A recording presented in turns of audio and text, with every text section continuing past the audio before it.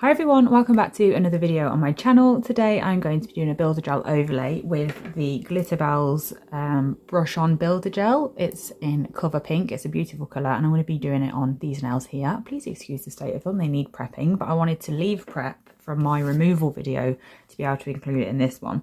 So that is why they look the way they look. So we're just going to get straight into it. I'm going to get my e-file ready for the first step. I'm going to be using the Anastasia bit from Willow Academy. It looks like this, and I'm going to go straight in with that. I'm going to use it on about 8,000 RPMs, and I'm going to use that to basically push back my cuticle area. I'm not putting too much pressure on the nail itself.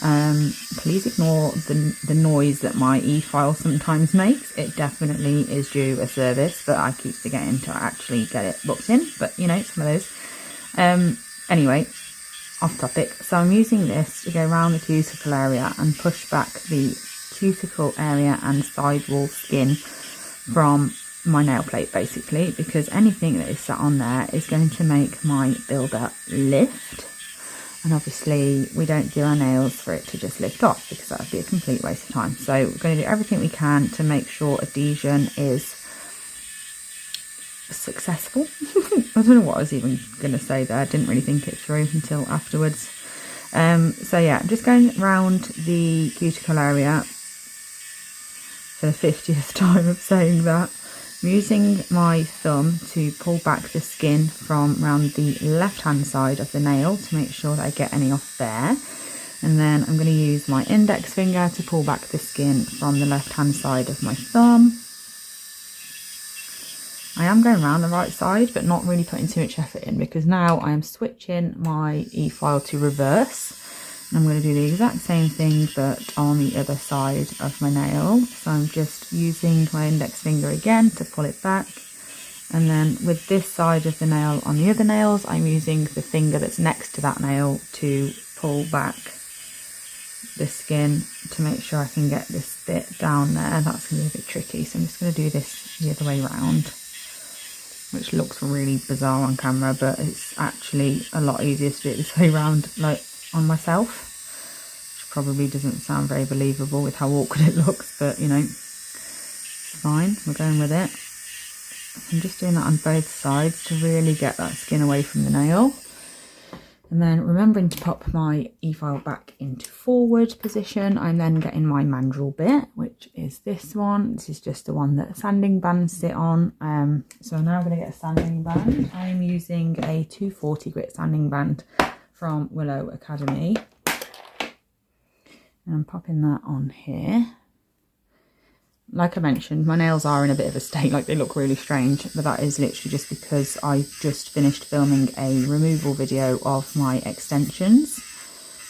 So that video is already on my channel, probably a couple of days ago, now that I'm uploading a little bit less frequently. But I'm just using this really gently, just like you would a hand file. And I'm going around the whole nail. I haven't shaped my nails yet, by the way. I'm just going around and roughing up the surface of my nail, basically. This is going to give the base coat something to adhere to, because if it's really smooth then there's nothing for it to grip. Just being very gentle. I'm not putting any pressure on. I'm not sure if you can tell by the noise that it's making. Like, it's not like a drilling noise, it's literally just really chilled, nothing too crazy.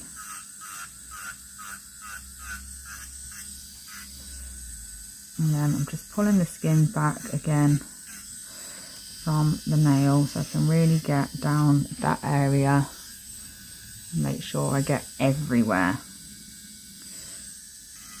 And then right up to the cuticle area and sidewalls, and then also over the whole entire nail plate to make sure that, one, it's all rough so things adhere, but also to make sure that anything is there that shouldn't be, this step will remove, especially when you've just done a removal. Like if you've got any tiny bits of gel left or anything like that, this step here will make sure that that is gone. I did have very small amounts of gel left on, like very, very small, just here and there, like not over the whole nail, but every now and then. every now and then, like here and there is what I was trying to say. There is bits, so this will get rid of those. Obviously if you don't use an e-file, this is the step where you'd use a hand file, so that's all the sanding band is. I only use sanding bands for what you'd do with a hand file basically. I see people on YouTube and it really baffles me, and I have left a couple of comments on before, so if you do watch other male YouTubers and you've seen me comment like, why are you using a sanding band? Like, I'm not being like patronising to those people. Oh, here we are, look, got a little red dot. I did forget that I'd nicked this the other day on, not something nail related, but I had nicked it on something. I can't remember how I did it, but it did bleed a little bit and I forgot it was there, to be honest, but never mind. Yeah, I've seen people on YouTube, like other nail YouTubers, using sanding bands to remove gel colour and the bulk of a like design, and I don't understand it. Like, it doesn't make any sense to me. So I'm not asking why they're using a sanding band in terms of like me being like, you shouldn't do that. Like, I'm genuinely asking because I'm intrigued about why you do that, because sanding bands can create a lot of heat very quickly, and doing something like that where you've got to keep going over the nail constantly with a sanding band just doesn't make any sense to me. So that's why I've left a couple of comments. But anyway, I'm going in now with my hand file. I'm just coming straight out from the side walls really, really gently, because I've mentioned it in so many videos, but my nails are paper thin. They always have been, and I'm not going to lie, it is 100% my own fault. I don't look after them. So that is the only reason for it. Like, I have butchered my nails over the years, especially because I started teaching myself to do nails. Well, not teaching myself, obviously, because to teach yourself to do something, you'd have to know how to do it. And if you know how to do it, you wouldn't be teaching yourself, because you already know. But you know what I mean? Like, I've been, like, trying to do nails, basically, since I was about 10 years old. And obviously, back then, I did have no idea what I was doing. So, it wasn't the best for my nails back then.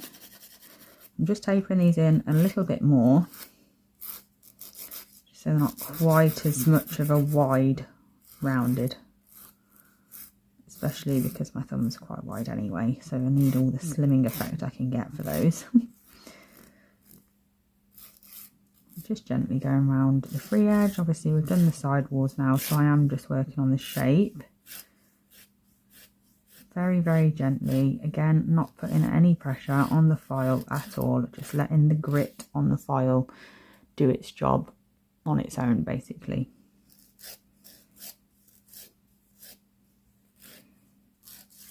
And I'm going to be using the Glitterbels Builder Gel for a change in this video on my own nails. I used it on clients just, I think it was a couple of weeks before Christmas. I ran out of Gel Perfection Builder Gel and was waiting for another order to arrive. So just in the meantime, because I've used Glitterbels Builder Gel before, there is probably already videos on my channel of this, to be fair, a long time ago when I was trialing it, when I was rebranding. So because I'd used it before and I did actually quite like it back then, I decided to just get a couple of bottles of that. Because I live really close to an Ellison's, and that is a nail supply place, and it was just easy to get hold of it last minute. So I've still got that from that time, basically. So that's why I've decided to use it on my own nails, because I'm not using it on clients anymore. I've taken it off anyone that did have it on to be able to use the Gel Perfection Builder again. So might as well use it on myself, get some use out of it.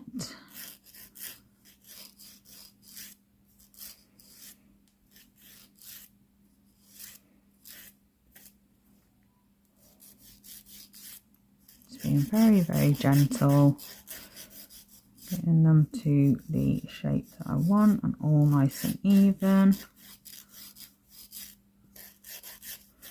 I just need to be able to use my nails for designs, basically, which is why I'm going with like a neutral base builder, and then I can use that as the base for some designs as well.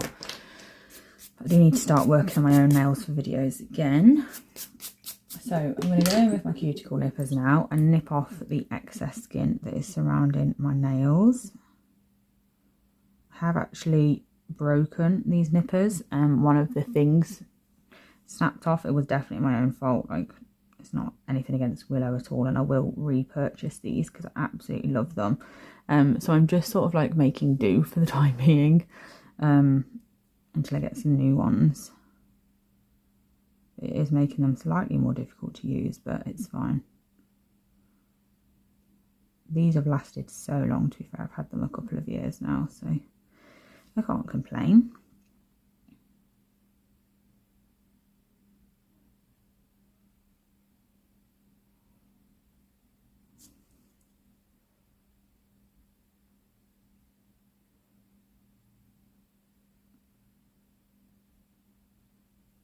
Okay, so that's the skin nipped off. And now we're going to move on to application. So I'm going to get my base coat, my builder gel and my top coat at the ready, just so it's all on the desk ready for me to grab, so I don't have to mess about too much with either wet or sticky nails basically. Also going to get my, what's it called, lamp right next to me, so that is ready to use as well. And the only thing I'm going to do to technically prep my nails, and I don't always do this step, is literally just some cleansing spray. I've got the one from Sally's, and literally the only ingredients in it is isopropyl alcohol, so it's basically just glorified IPA. And then I have this brush here that I like to use, so I spray this onto there, just a few squirts of that, and then just go over my nails, underneath my nails, to make sure there's no dust on there, to get in under my builder gel. And then once I'm happy and they're all dry, because obviously IPA does dry pretty quick, I'm then just going to give that a few seconds to dry. By the time I've got everything ready, it's usually ready. Just going to get my lamp next to me, pop everything away that I don't need. Now, in terms of application, I like to do my thumbs first, just because they're on the side, and I don't like to just assume that the thumbs are going to cure properly on their own, sort of thing. So I do get a dollop of base coat. There's a hair in that, which is very frustrating. Let me just grab that. Okay, hair gone, job done. So yeah, I like to get a bit of, get some base coat on the nail, and then before I go anywhere near the sidewalls or cuticle, I'm just going in with that base coat. Well, not some of the sidewalls, to be fair. I'm going in with the base coat and I'm capping the free edge and applying the base coat to the majority of the nail, basically. Because then I know I don't need much on my brush to just do the cuticle area and sidewalls, because then it's less likely to flood. I'm using my index finger to pull the skin away from my nail, so it's easier for me to get into those areas without it flooding.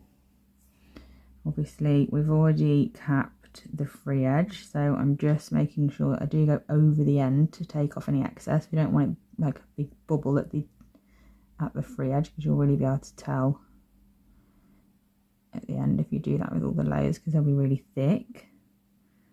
I'm going as close to the cuticle area as possible without touching, and if I do touch it by accident, which is easily done, obviously try not to, but if you do, just make sure to remove it before it goes in the lamp. But I always try to be extra careful with base coat, because anywhere that the base coat goes, basically every layer after that is going to follow it, because gel goes where there's gel, basically. So make sure to really try hard not to get that anywhere it shouldn't be. And then once I've done that, I'm going to pop that into the lamp for a full cure.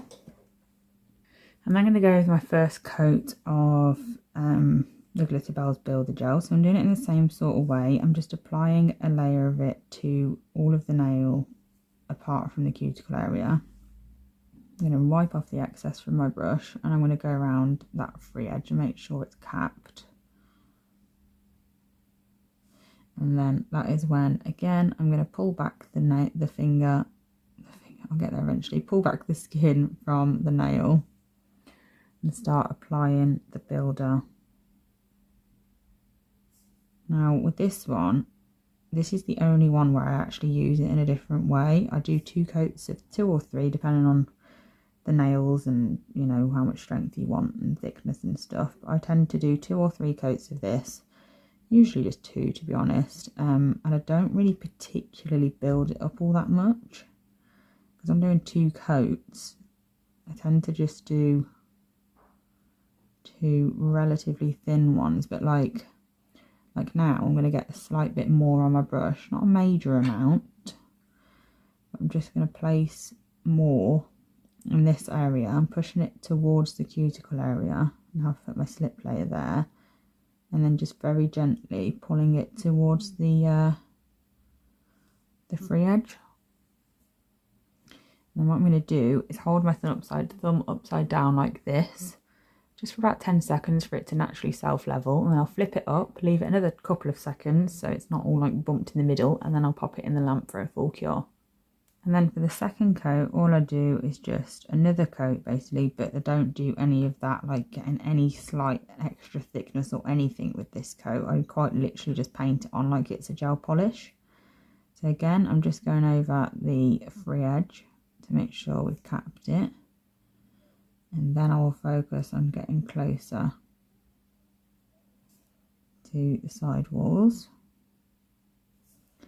And then I will do the cuticle area.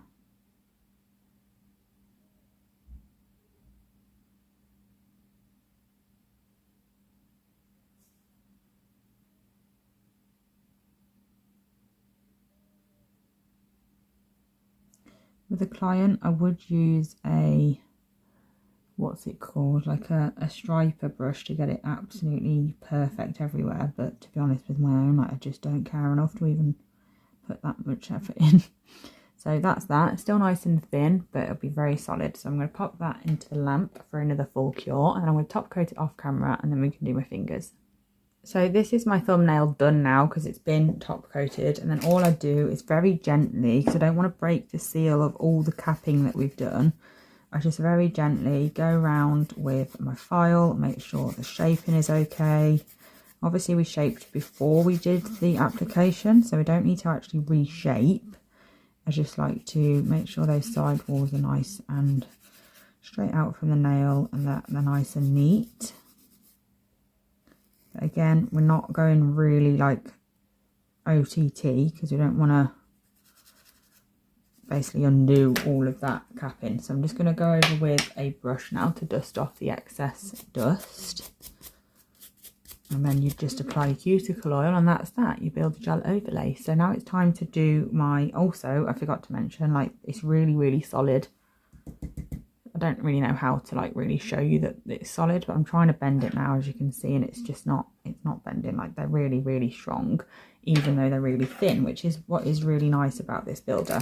So I'm going to do my actual fingernails now. So again, just dusting off any excess, make sure that I didn't just create dust on them from that. I'm going to go in with base coat first of all again. So what I'm going to do for my fingers is just show you all of the process, but just via one nail. So I'll do the base coat on one nail for you to see, and then the rest of them off camera, and then I'll do the, what's it called again? The builder gel on one, and like so on, like that. I thought I just got that all over my finger, but I didn't. It was just an illusion. So yeah, just showing you the base coat now on this nail here. Again, getting as close to the cuticle as possible, but without actually touching it. And then just really keeping an eye on those bristles that are nearest the side wall to help me get as close as possible. Like so. And again, I'm using my thumb and my finger next to this nail to pull back the skin. Also making sure to cap again, do that with every layer. And then I'm actually going to pop this in the lamp just for a quick like 10-20 seconds. Make sure that stays still, because the last thing I want is for this one to be running all over the place while I'm applying the base coat to the next nail. So I'm just doing that, and then I can move on to the next one, but like I said, I'll do that off camera. Okay, I've done the base coat on all of my nails. I'm now going to go in with my builder. So again, I'm just placing it about, I don't know, 2/3, 3/4 of the way up the nail. And then I'm going to cap the free edge. I'm going to remove all the excess product from my brush.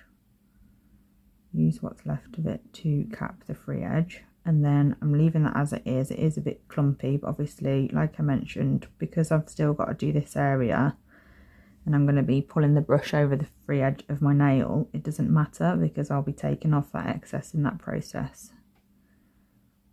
So I'm really just making sure to get as close to that side wall as possible without touching it, and the cuticle area of course. And then once I've done that and we've got the slip layer down, I'm going to get a little bit more on my brush, maybe not that much to be fair. And then I'm just going to push that into the cuticle area and drag it down the nail to get it nice and even, like so. And then again, if I feel like I need to lift my finger upside down, then I will. I don't this time, so I'm going to pop that into the lamp for 15 seconds ish. Keep that still so I can move on to the next nail, but like I said, I'll do this step on the other nails now off camera, and then we'll do the second coat, and then all I've got to do is top coat. Okay, they've all got their first coat on now, as you can see, and then like I said with the thumb, I just do now a layer of pretty much just painting it on like a gel polish. Like basically I'm not trying, well, not quite like a gel polish, because obviously if it was like a gel polish you'd want to really try and get it as thin as possible. I'm not really that bothered if it's not like majorly thin, but it is a lot thinner than the first layer. And if I'm going to use like a striper brush or detailer brush or whatever to get it exactly right, this is the coat that I will do that on.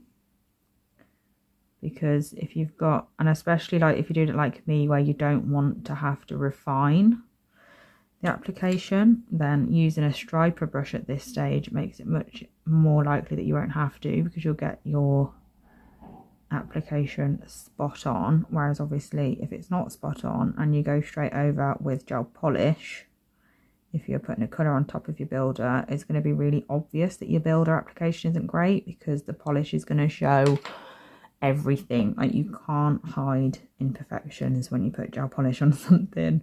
I'm just going to do the free edge because I did forget to do that, and then I'm just going to paint over. And because that colour, that layer is so thin, I actually can move on to each of the nail like while that's there, without flash curing like I do when it's a bit thicker, especially because this is such a thin builder gel. That's obviously like a good thing or a bad thing for people. Everyone's preferences are different. Personally, the builder gel that I use all the time, Gel Perfection, is actually quite thick, and I like that because it's easy to manipulate with a striper, and it doesn't run as easy because it's a thicker consistency, whereas this one is quite thin, but not to the point where it's literally all over the place. As you can see, that first one that I just did and held up for a little bit hasn't moved at all. It's still very much where I put it. There is a hair in this one that I just need to get out. So it just depends what your preference is basically on whether it's for you or not, which is obviously the exact same with every product to do with anything. Everyone is always going to have their own preferences for different reasons. So yeah, just bear that in mind. This is a thinner builder, which is I think is why we build it up in a couple of layers. Because yeah, it was pretty difficult to build this up quite thick, like in one layer, which to be fair wouldn't be recommended anyway with it being a thinner gel, because the heat spike would be horrendous. I also find that using my lamp like between nails, like putting it in for 15 seconds, 10 or 15 seconds, like before I move on to the next nail for that thicker layer, really helps with heat spike. I don't get any. And if anyone's going to get heat spike, it's me, because my natural nails are so thin, and that is the cause of heat spike sometimes. And yeah, like I said, I don't get any in that circumstance, which is good, because I am prone to heat spike. But just curing it for that 10 seconds at the beginning and then putting them in at the end really does help with that.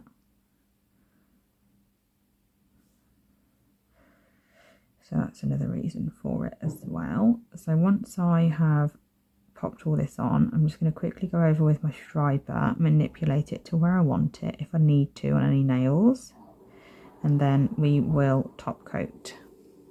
So this is what they look like all Build-A-Gelled up. This is what they look like from a side view. Very nice and smooth. I'm just going to top coat now. I am using a rubber top coat just because they are slightly thicker and do give us a tiny bit more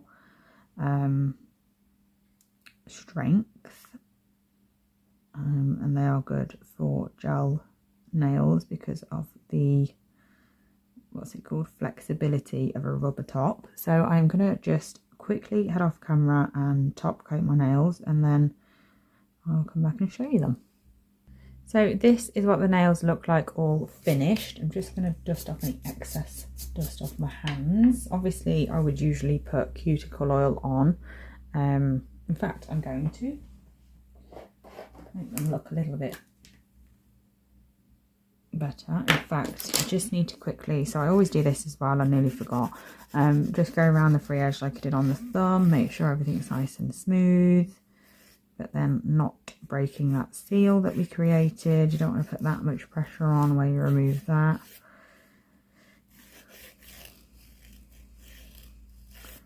But I really like this Build-A-Gel, to be honest. So if you're watching this video because you found it because you were looking to see whether you wanted to get it and try it or not, I'd highly recommend, especially the shade. They've got lots of shades, to be fair, in this builder. But I really love this cover pink one. It is beautiful and just a perfect base to like any design where you want a neutral base under the design sort of thing. Be the perfect colour to do anything on top of because everything would go with it. So I'm just going to get off the dust and then apply some oil. It's a really stunning colour.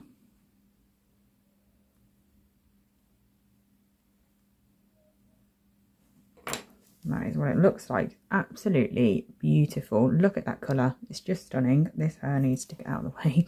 But yeah, I hope this video was helpful and you enjoyed it. Thank you so much for watching as always, and I'll be back soon with another one. Bye.